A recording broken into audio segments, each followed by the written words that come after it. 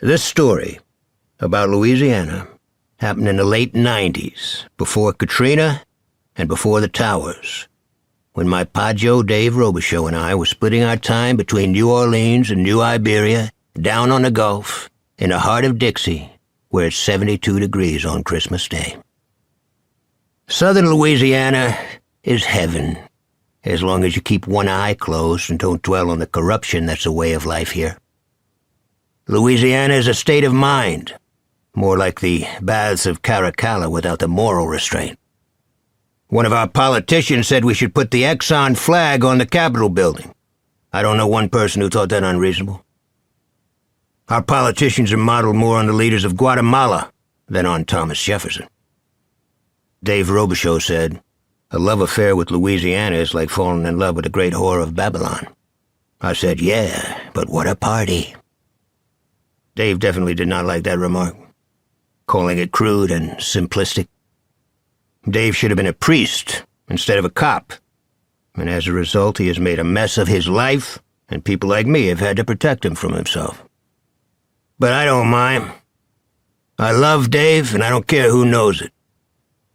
We were both in Shitsville and joined the NOPD at the same time, and as rookies walked the beat together on Canal and in the French Quarter, bouncing our batons on the curb, the warm smell of Lake Pontchartrain in the wind, the clouds as pink as flamingos in a blue sky.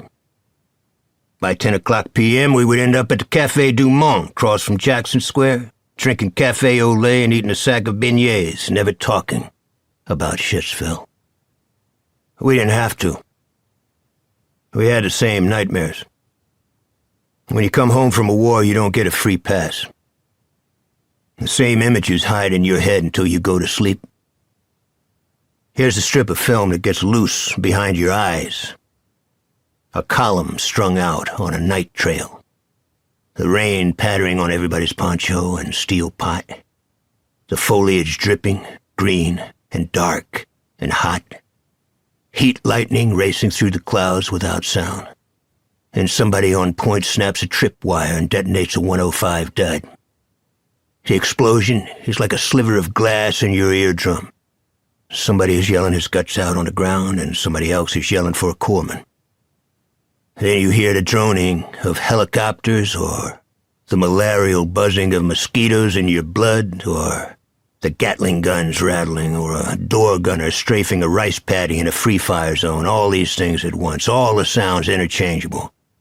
And when you awake, you go immediately to the icebox, your hand shaking on the first bottle you can pull out. But enough with Sir Charles and the NVA and memories of Shitsville. Dave's and my histories with NOPD turned out dramatically different. Dave never dishonored his badge, and I did. I took juice from the mob and accidentally popped a federal witness and had to blow the big sleazy and join up with the leftists in El Sal. I also worked for the greaseballs in Las Vegas and Reno and up in Montana, where they tried to build a couple of Nevada-style casinos on Flathead Lake, which would have turned their state into a toilet. Regarding the latter, an airplane packed with wise guys crashed into the side of a mountain not far from the lake. Their remains had to be combed out of the trees with garden rakes.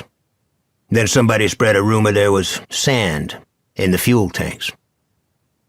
I thought it was a good opportunity to take a cruise up to Alaska and maybe later open a PI business back in the Big Sleazy.